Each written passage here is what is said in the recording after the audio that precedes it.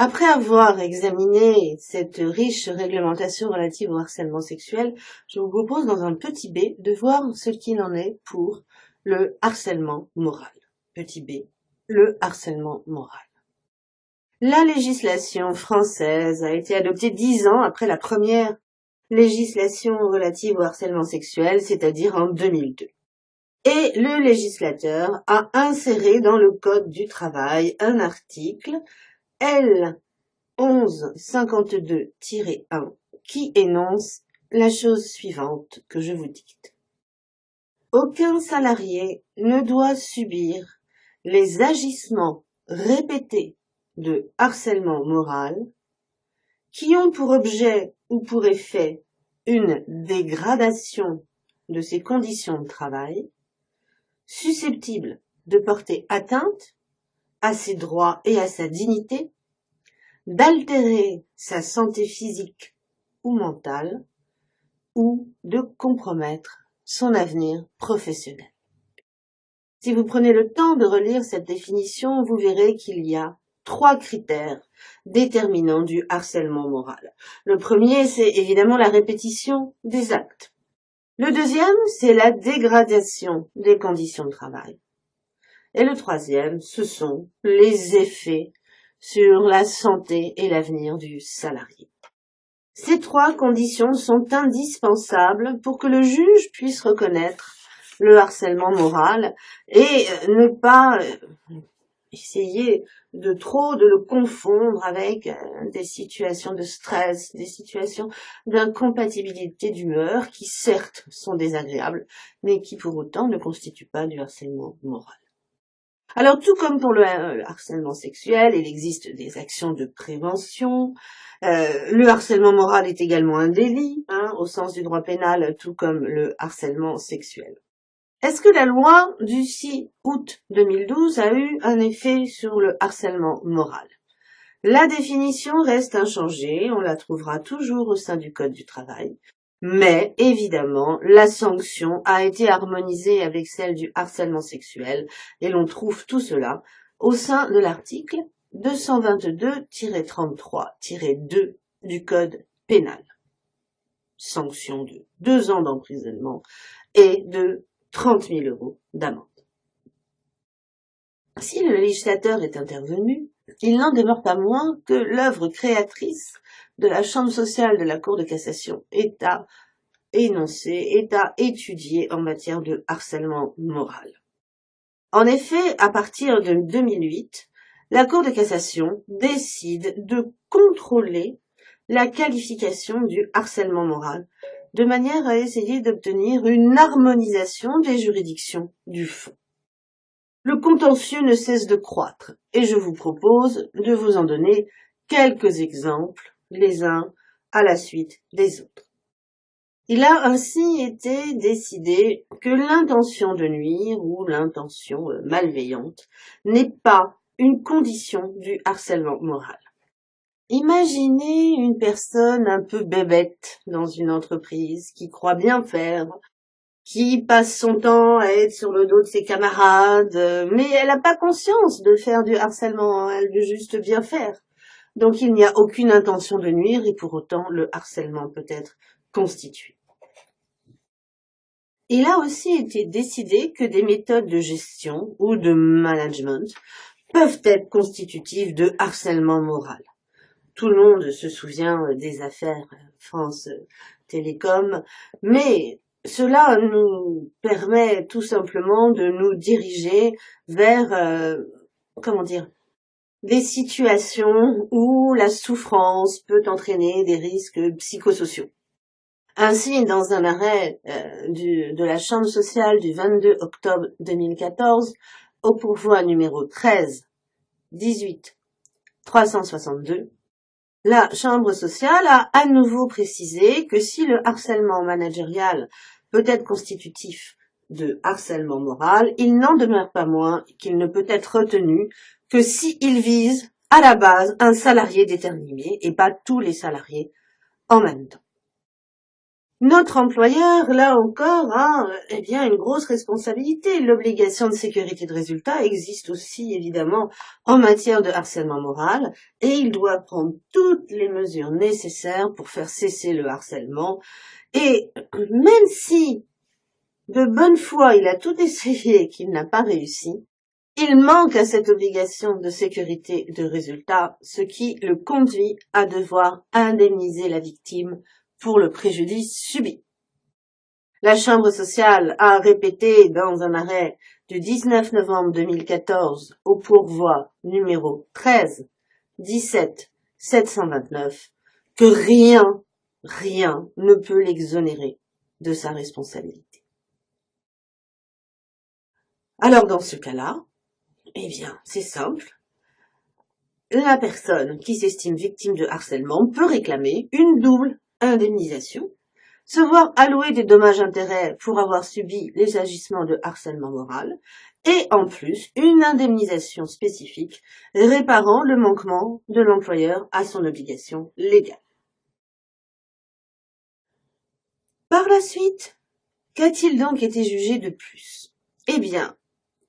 On a jugé que si l'employeur est responsable, il est également responsable pour des actes qui concernent des tiers, c'est-à-dire toute personne qui exerce de fait ou de droit une autorité sur les salariés.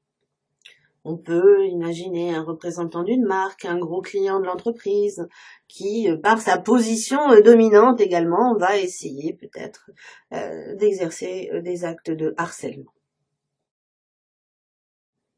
Deux petites précisions, et j'en aurais fini avec cet énoncé de la jurisprudence.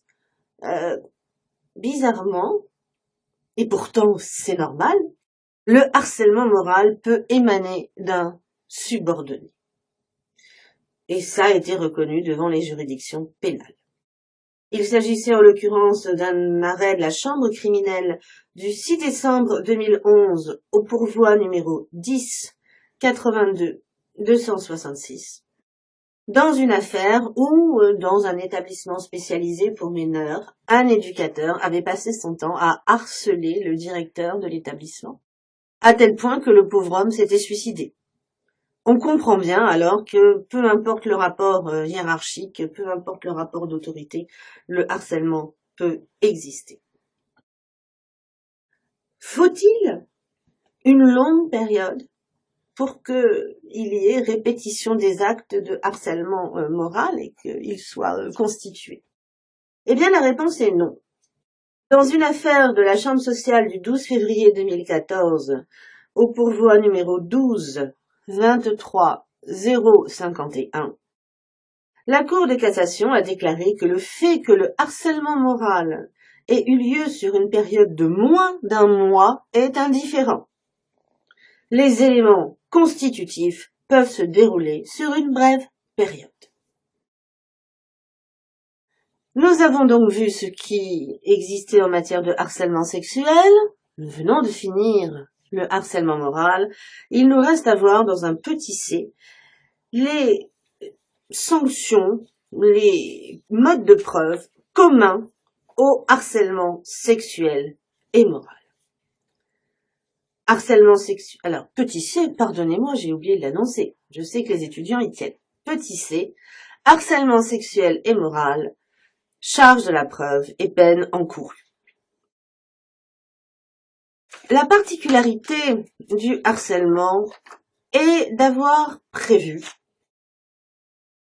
un mode de preuve qui nous vient du droit communautaire et qui est d'ailleurs identique, celui qui a été retenu pour les discriminations.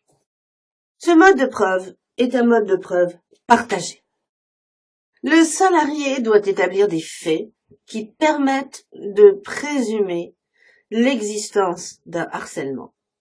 Et l'employeur doit prouver que ces agissements ne sont pas constitutifs d'un tel harcèlement et que ces actes, sa décision, a été justifiée par des éléments objectifs étrangers à tout harcèlement. Au final, c'est le juge qui forgera son intime conviction. Alors, Le contentieux relatif à la charge de la preuve est assez important parce que, évidemment, les enjeux sont lourds. Il a ainsi été décidé, dans un arrêt de la Chambre sociale du 25 janvier 2011, au pourvoi numéro 09 42 766, repris par la suite dans un arrêt de la Chambre sociale du 13 novembre 2014, pourvoi numéro 13 17 459, que le juge ne doit pas faire peser la charge de la preuve sur le salarié en ne retenant que les faits séparés, mais en les appréhendant dans leur globalité. C'est normal parce que si jamais le salarié ramène un témoignage, ramène des emails ou autre, peut-être que ces différents éléments, s'ils sont pris séparément, ne sont pas probants. Alors qu'une vision globale des éléments pourra peut-être au juge permettre de se forger une conviction certaine. D'autre part, il a aussi été décidé que parmi ces éléments susceptibles de caractériser le harcèlement, et qui donc, je viens de vous le dire, doivent être appréciés globalement, il peut y avoir, et c'est même un élément très important, des certificats médicaux apportés par le salarié, qui devront être associés aux autres éléments fournis. Certificat médical qui, par exemple, atteste d'une dépression, ensuite un harcèlement moral, etc. Si le harcèlement est accompagné d'une discrimination, eh bien, ces deux éléments peuvent faire l'objet d'une double indemnisation. Il s'agit d'une affaire de la Chambre sociale du 3 mars 2015, pourvoi numéro 13 23 521, où nous avions du harcèlement moral sur une femme enceinte. Harcèlement moral, discrimination sur la femme enceinte, double indemnisation. Deux autres petites précisions. Qu'encourt l'auteur d'agissement de harcèlement moral. Nous avons vu juste avant que l'auteur d'agissement de harcèlement sexuel encourt un licenciement qui est nécessairement pour une faute grave. On aurait pu penser, et on a pensé pendant longtemps, que la peine devait être similaire en quelque sorte en matière de harcèlement moral. Eh bien, il se trouve que non. Par un arrêt de la Chambre sociale du 22 octobre 2014 au pourvoi numéro 13 18 862, la Chambre sociale de la Cour de cassation a déclaré que le licenciement de l'auteur de harcèlement moral pouvait être fait sur une cause réelle et sérieuse simple et pas forcément être accompagné d'une faute grave. Ce qui est plus intéressant puisque j'aurai l'occasion de revenir dessus. À ce moment-là, le salarié ne perd pas ses indemnités de rupture, indemnité de licenciement et indemnité compensatrice de préavis.